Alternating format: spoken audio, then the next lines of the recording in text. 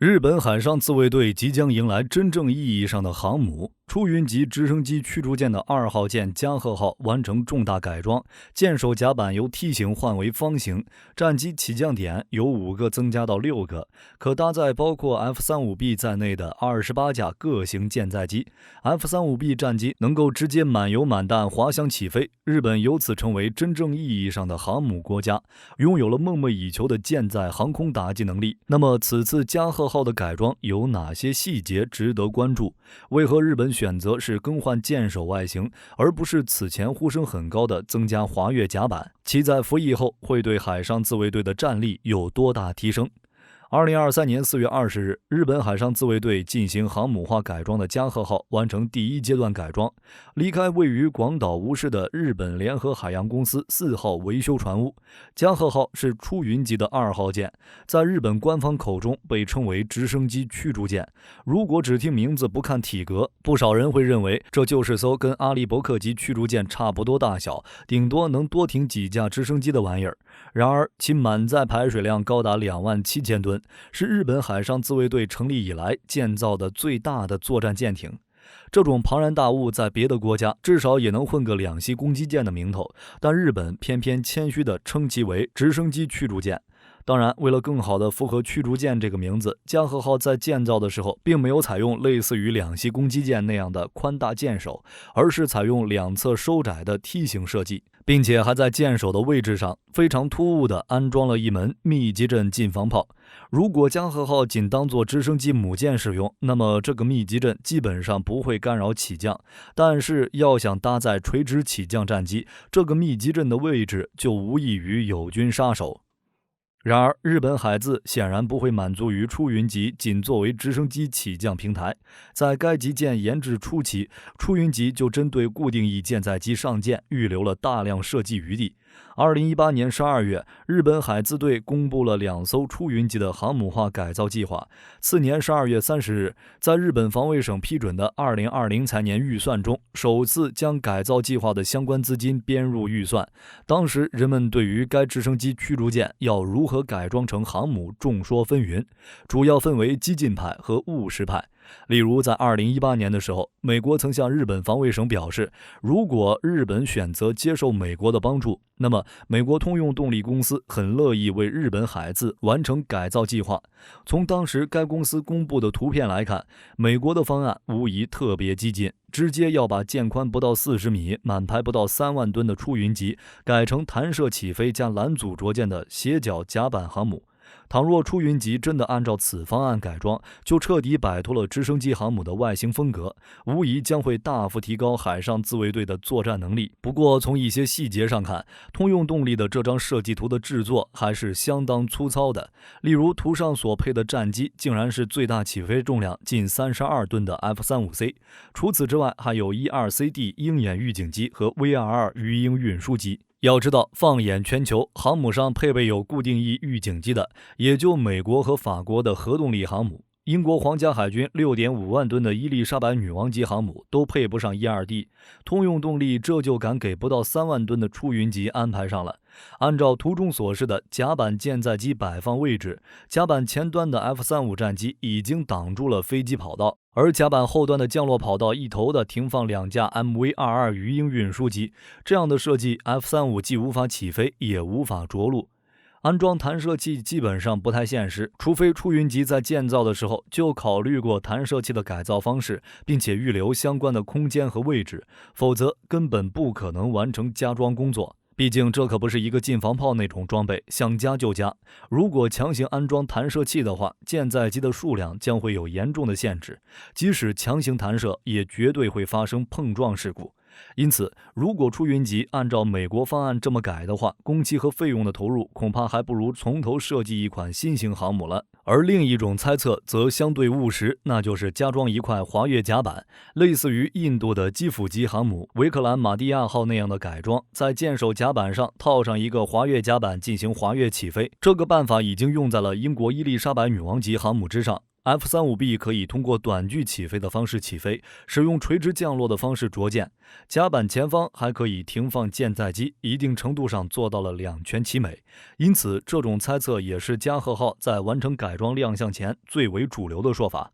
但如今，随着加贺号驶出船坞，这种猜想也被证伪。那么，加贺号为何不加装滑跃甲板呢？原因有多种，最大的可能是体积和重量问题。根据日本海洋联合公司横滨机子造船厂的咨询报告显示，整个滑跃甲板模块的重量就高达1000吨，单就重量可能会增加1000吨左右，并且由于舰首距离重心较远，力矩较大，为了不影响舰艇航行和机动性能，还要在舰尾增加1000吨配重进行平衡。这样一来，改装工作的复杂程度将会急剧上升，包括考察舰体结构强度，在舰体后部进行配重平衡等，整体的工期和成本都难以控制。并且如果直接在现有船体上加装滑跃甲板，要么减少一个战机起降点，要么让起降点之间的距离缩小，导致战机无法很好的操作。总之就是要牺牲战机的使用效率，这对海上自卫队而言是不能接受的。还有一点非常重要，那就是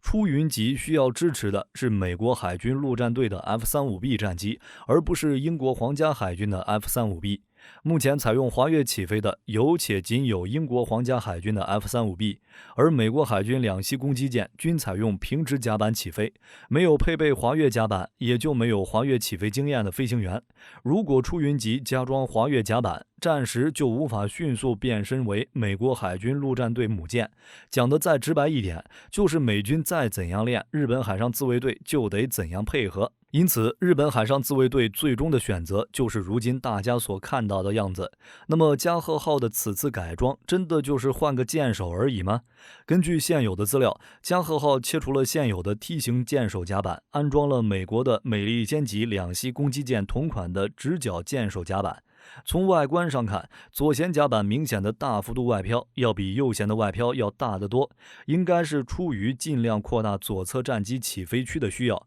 毕竟出云级的前升降机是舷内升降机，位于舰岛前方中线靠右的位置，而美国两栖攻击舰采用舷侧升降机。F-35B 战斗机从出云级航母的甲板上滑跑起飞时，需要向左偏移，以避开前升降机。这就是加贺号将起飞跑道向左舷偏移的原因。起飞跑道左偏，也就增加了飞行甲板的外飘程度。此次的改装使得加贺号的可用甲板面积增加了20%以上，大幅优化了甲板调度，降低了起飞时的风险，航空运用波次生成能力大幅增强，同时舰船的机动性和灵活性也不受影响。除此之外，为了能让 F-35B 在加贺号上实现垂直起降，加贺号还重新铺设一种特殊甲板材料，来应对抗 F-35B 垂直向下的尾焰，并且专门增加了着舰引导系统等专门为 F-35B 服务的各种后勤设施。此前有考虑更换新型雷达的方案，但是在第一阶段改造完成后，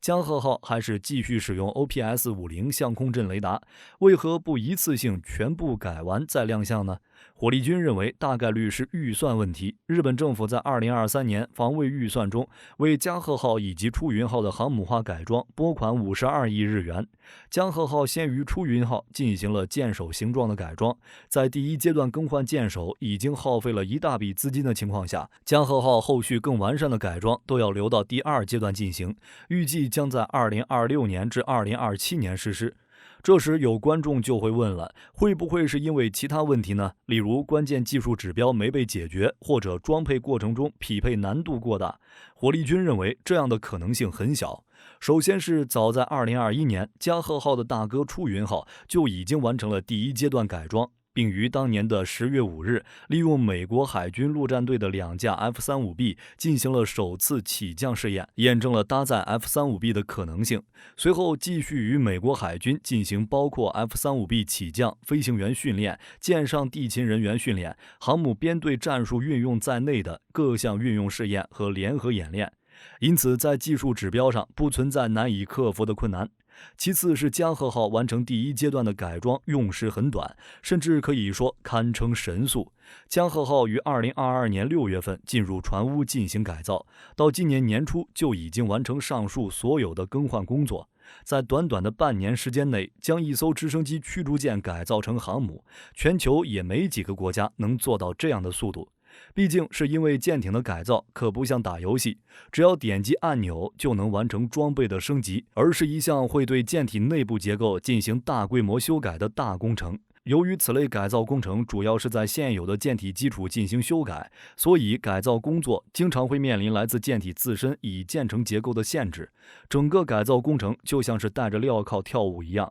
不仅束手束脚，还十分繁琐。这意味着，尽管改造工程是依托现有舰体进行的，但实际工作量可不比从零开始建造一艘新船要少。甚至在一些国家里，经常会出现舰艇的改造比重新建造一艘新舰还费时的情况。例如，俄罗斯的纳西莫夫号导弹巡洋舰，该舰于2018年入坞进行现代化改造，时至今日仍然龟缩在船坞中没有完工。而这还只是不涉及舰体类型变化的改造，如果要将其改造成另一种舰船类型的话，改造时间理论上还会更长。就像印度海军的维克拉玛蒂亚号航母一样，为了从载机巡洋舰改造成航空母舰，印度海军前前后后花了24亿美元与整整9年的时间。作为对比，此次加贺号的改造工程，日本只用了半年时间就顺利完成，不仅对整个舰体结构进行了修改，更换了舰首模块，还将舰船类型从原先的直升机驱逐舰